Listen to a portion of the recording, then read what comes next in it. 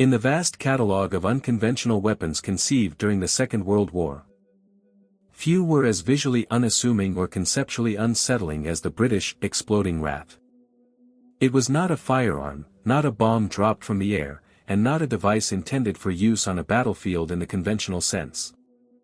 It was a dead animal, altered with explosives, designed to be discovered accidentally by enemy personnel going about routine, non-combat tasks.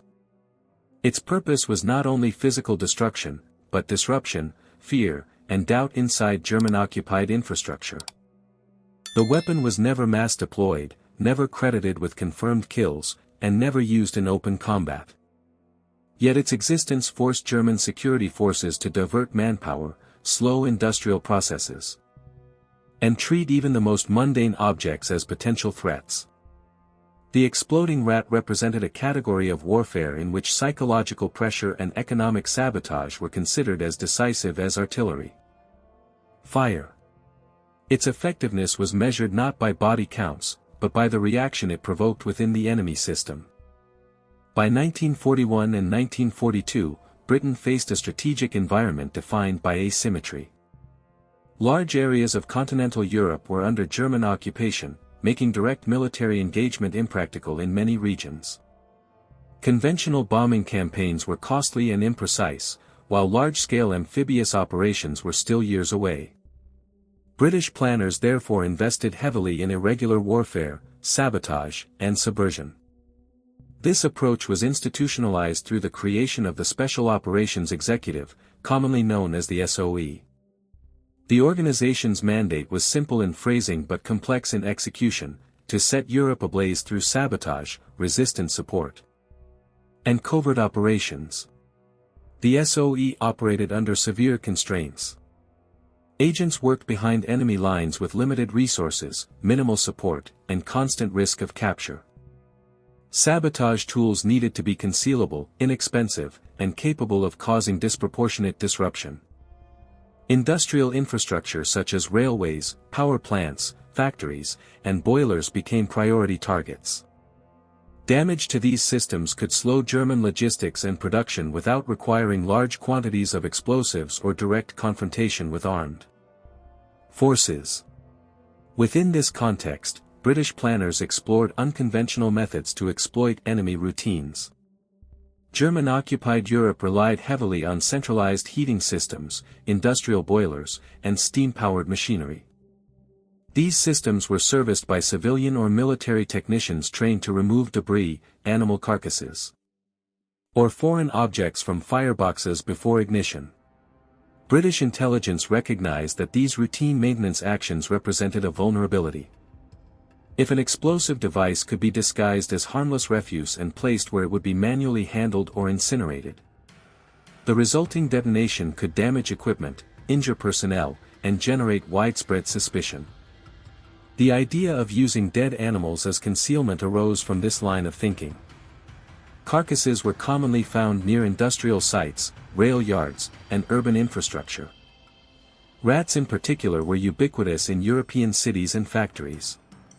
Their presence was unremarkable, and their removal was a mundane task. This made them an ideal vector for a sabotage device intended to bypass scrutiny and exploit routine behavior rather than security failures. The exploding rat was developed by the SOE's Research and Development Section, which was responsible for producing a wide array of covert weapons and sabotage tools. The design philosophy emphasized simplicity, concealment, and plausibility. The device consisted of a real rat carcass, carefully prepared and hollowed. Inside the body cavity, a small quantity of plastic explosive was inserted, along with a detonator. The explosive charge was modest, not intended to cause a large blast radius, but sufficient to rupture a boiler, crack metal casings, or damage internal components. The detonator was not triggered by impact or remote activation. Instead, the weapon relied on heat. The assumption was that the rat would be discovered during routine cleaning and thrown into a furnace or boiler firebox for disposal. Once exposed to sufficient heat, the explosive would detonate. This method removed the need for complex fusing mechanisms and reduced the risk of accidental detonation during handling by friendly agents. considerable attention was paid to realism. The rat had to appear natural, without visible signs of tampering. Stitching was concealed beneath fur, and the weight distribution was adjusted to match that of a real carcass. The goal was to ensure that the object would not arouse suspicion when handled casually. From an engineering perspective, the device was crude compared to more sophisticated sabotage tools, but this simplicity was deliberate. Every additional component increased the risk of failure or detection. Packaging and transport were also considered.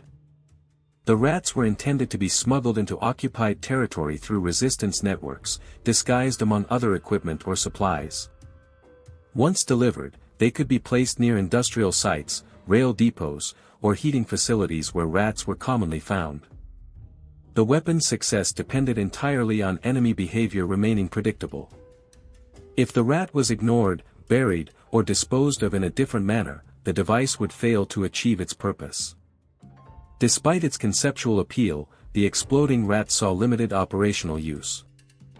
A small batch was produced for field deployment, but the program encountered difficulties almost immediately. During transport to occupied Europe, at least one shipment was intercepted by German authorities. The discovery of the devices prevented their intended use and instead revealed the concept to the enemy. German security services examined the captured rats and quickly grasped their intended purpose. While no confirmed operational detonations were recorded, the impact of the discovery was significant. German authorities issued warnings across industrial facilities, instructing workers and guards to treat animal carcasses with caution.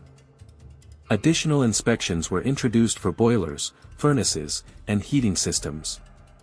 Disposal procedures were revised, often requiring carcasses to be buried or removed manually rather than incinerated. These countermeasures imposed costs. Maintenance routines slowed, equipment downtime increased, and additional personnel were assigned to inspection duties. In some facilities, operations were temporarily halted while security protocols were updated. The mere possibility of sabotage forced German administrators to assume that similar devices could be present elsewhere, even if no further examples were found. From the British perspective, the interception rendered the weapon operationally redundant. Once the concept was exposed, its effectiveness diminished sharply. Resistance networks were instructed not to deploy remaining devices, and the program was quietly abandoned in favor of other sabotage methods. Nevertheless, internal assessments within the SOE noted that the device had achieved a measure of success despite its lack of battlefield use. By compelling the enemy to change behavior and divert resources, the exploding rat fulfilled its strategic rationale. The episode also highlighted the risks inherent in unconventional warfare. Weapons designed for surprise lose value once discovered. In this case, the enemy's reaction occurred before any physical damage was inflicted. Yet even this outcome provided valuable insight into how German security forces responded to unconventional threats, informing the design of subsequent sabotage tools. The psychological effect of the exploding rat far exceeded its physical potential. The idea that an everyday nuisance animal could conceal an explosive introduced uncertainty into environments previously considered routine. Industrial workers, technicians, and guards were forced to treat refuse and debris as potential weapons. This eroded confidence in established procedures and increased anxiety among personnel responsible for maintaining critical infrastructure. Strategically, the device exemplified a form of warfare aimed at cognitive disruption. Rather than destroying targets directly, it sought to contaminate the enemy's decision-making environment.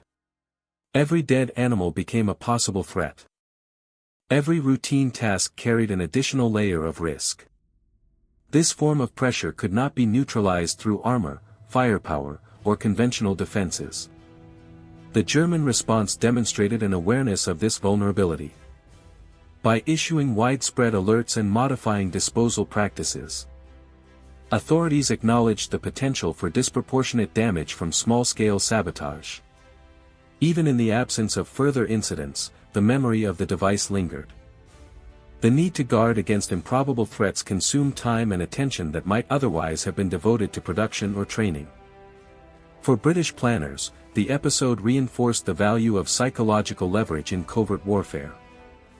The exploding rat required minimal material investment but generated a reaction that rippled across multiple sectors. It illustrated how fear of sabotage could be as disruptive as sabotage itself. This lesson influenced later SOE operations, which increasingly focused on tools and techniques designed to exploit enemy expectations rather than overwhelm defenses. The exploding rat occupies a peculiar place in the history of the Second World War. It was a weapon that never fulfilled its intended operational role. Yet it succeeded in demonstrating the principles that underpinned British covert warfare. Its significance lies not in destruction, but in concept. It represented an understanding that modern industrial warfare depended on predictability, routine, and trust in mundane processes. By attacking those assumptions, even indirectly, a small device could impose strategic costs on a far larger enemy. The weapon also illustrates the experimental nature of SOE operations. British planners were willing to explore ideas that bordered on the absurd if they offered the possibility of strategic advantage. This willingness to innovate, coupled with a clear-eyed assessment of risk and impact, defined much of Britain's irregular warfare effort during the conflict. In retrospect, the exploding rat serves as a case study in psychological and economic warfare. It demonstrates how the threat of sabotage can alter behavior, drain resources, and shape enemy responses without a single shot being fired. Within the broader narrative of the war, it stands as a reminder that victory was pursued not only through battles and campaigns, but through subtle, unsettling pressure applied far from the front lines.